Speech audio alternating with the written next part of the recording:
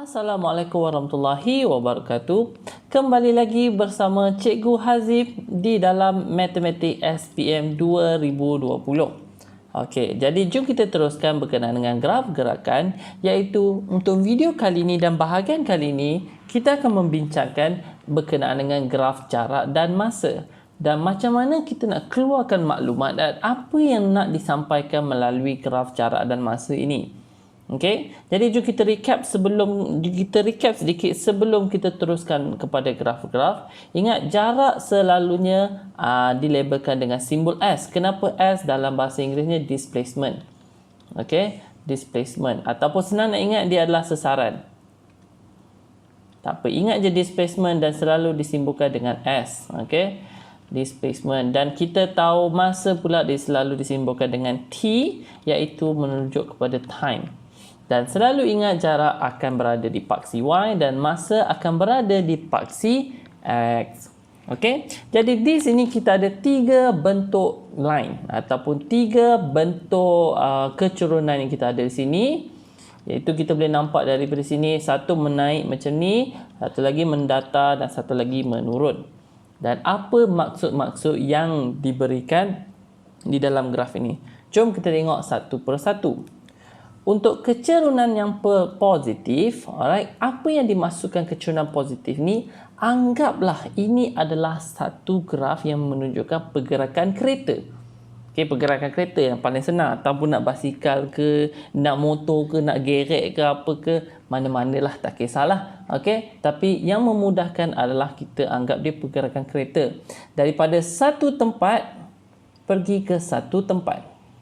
Itu daripada point A pergi ke point B. Dan apa yang menunjukkan daripada kecurunan positif ni, kita boleh menunjukkan bahawa kereta bergerak.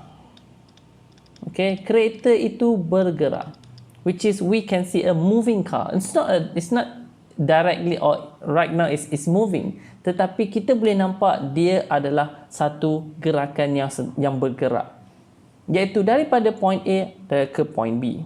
So, nak lagi faham tentang pemahaman ini, contohlah masa diberikan di sini adalah 2 saat dan contohlah masa jarak diberikan di sini adalah 100 meter.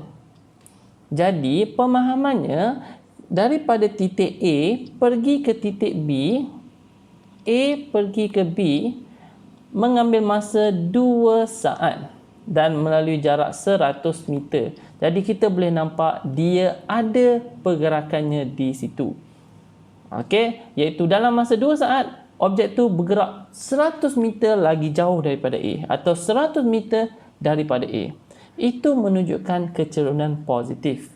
Kita faham satu persatu dahulu. Okey, iaitu kita faham berkenaan dengan pergerakan dia dahulu. Dalam masa 2 saat di sini, contohlah 2 saat di sini, objek atau kereta tu bergerak sejauh 100 meter. Itu contoh. Alright. Jom kita tengok apabila kecurunannya sifar ataupun kosong, iaitu line mendatar sebegini. Adakah objek ini bergerak ataupun tidak bergerak daripada satu point ke satu point? Sebagai contoh ya, masa diberikan di sini adalah 1 saat dan di sini 5 saat. Dan di sini masih tetap 100 meter. Adakah objek ini bergerak tak bergerak? 1 saat pun dia dekat 100 meter, 2 saat pun dekat 100 meter, 3 saat pun 100 meter, 4 saat pun 100 meter. Okey, 2 saat 100 meter, 3 saat 100 meter dan 4 saat pun 100 meter. Objek ni bergerak tak bergerak? Objek tidak bergerak. Okey, objek is not moving. Ataupun selalu dalam bahasa Melayu dia tulis sebagai objek statik lah, objek pegun lah, apalah. Objek tidak bergerak je senang. Okey, lebih mudah faham. Objek tu tak bergerak, dia duduk je situ. Okey, 100 meter je dari situ. Alright, ini pemahaman berkenaan dengan kecurunan sifar. Jom kita tengok kepada kecurunan negatif. Apa yang dimaksudkan kecurunan negatif? Objek ni bergerak ke tak bergerak? Okey, sebagai contoh daripada point ini pergi ke point ini, dia adalah 100 meter di sini dan ini di sini 0 meter. Ini tidak menunjukkan objek ini tidak bergerak ataupun mengundur, okey, ataupun bergerak pelik kat sini. Contoh daripada B pergi ke C.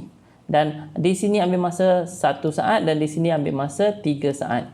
Sebenarnya objek ini bergerak. Okey, objek ini bergerak.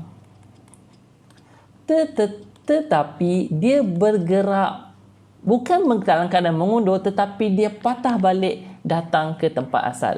Sebagai contoh, alright, tadi ini rumah, anggaplah ini rumah, kemudian kereta tu pergi ke sekolah. Contohlah, kereta tu pergi ke sekolah.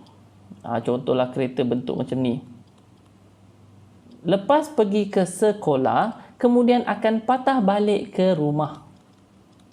Okey, pergi ke sekolah akan patah balik ke rumah. Itu yang menunjukkan kecerunan negatif. Jadi kecerunan negatif di sini hanya menunjukkan arah pergerakan sahaja. Kalau positif ke kanan, negatif kecerunan menunjukkan dia adalah negatif, akan menunjukkan arah ke kiri dan kereta tu patah balik ke kiri. Alright, dia patah balik ke rumah dia. Itu maksud dia. Dia tak ada menunjukkan bahawa objek ni tiba-tiba slow ke apa ke, tak ada. Dalam bab atau dalam graf jarak atau masa di sini, kecerunan negatif hanyalah menunjukkan dia patah balik ke tempat asal dan dia tetap bergerak melalui beberapa distance. Dan kita tengok jaraknya adalah 100 meter. Itu daripada B pergi ke C, jaraknya adalah 100 meter. Alright, jadi kalau kita nak fahamkan dengan lebih lanjut, macam mana kalau kita ada graf yang sebegini? Sebagai contohlah kita bermain dengan tempat. Okey, bermain dengan tempat, macam cikgu bagi contoh di sini, point di sini adalah rumah. Dan point di sini adalah sekolah. Okey, point di sini adalah sekolah dan di sini pun sekolah lah, cikgu pakai warna lain lah. Di sini pun sekolah dan di sini patah balik ke rumah. Okey, kita ada 4 point di sini, patah balik ke rumah. Dan macam mana kalau cikgu anggap dia adalah bergerak di dalam satu garisan sahaja, dan kita anggap ini adalah masanya, sebagai contoh ini masanya pukul 7.30 pagi. Di sini sampai di sekolah pukul 8.30 pagi.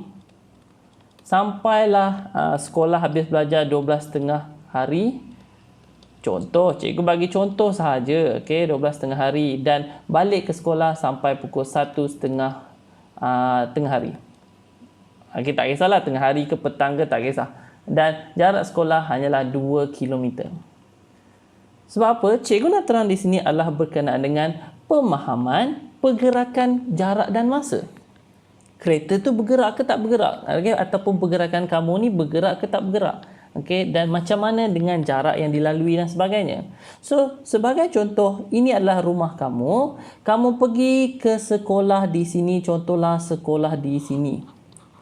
Dan sekolah daripada rumah ke sekolah mengambil jarak 2 km. Okey, 2 km ke sekolah. Kemudian duduk di sekolah daripada 8.30 sampai 12.30. Bergerak tak bergerak? Dalam sekolah mungkinlah bergerak, tapi pergerakan kereta tidak akan bergerak. Okey, pergerakan kereta tak akan bergerak. So, selepas itu tepat pukul 12.30 akan patah balik ke rumah. Dan ini sekolah. Dan kita akan nampak dia patah balik 2 km ke kiri.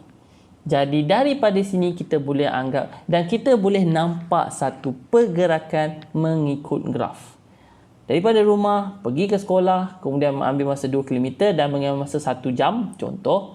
Dan daripada sekolah, duduk di sekolah ambil masa berapa jam di sini? Ambil masa 4 jam, daripada 8.30 ke 12.30. Dan daripada sekolah, pergi ke rumah, ambil masa 1 jam.